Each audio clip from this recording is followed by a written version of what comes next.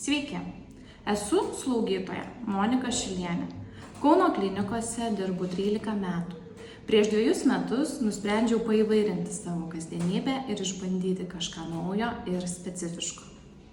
Pradėjusi dirbti Akių ligų klinikos vaikų akių ligų skyriuje, dar kartą supratau slaugytojo darbo universalumą bei plačias galimybės. Šiame skyriuje kiekviena diena yra skirtinga, nes darbo pozicijų yra labai daug.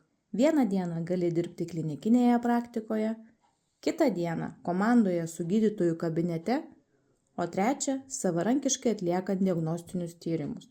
Šiems tyrimams atlikti reikalingos specializuotos žinios ir įdirbis, tačiau tai viena įdomiausių darbo pozicijų.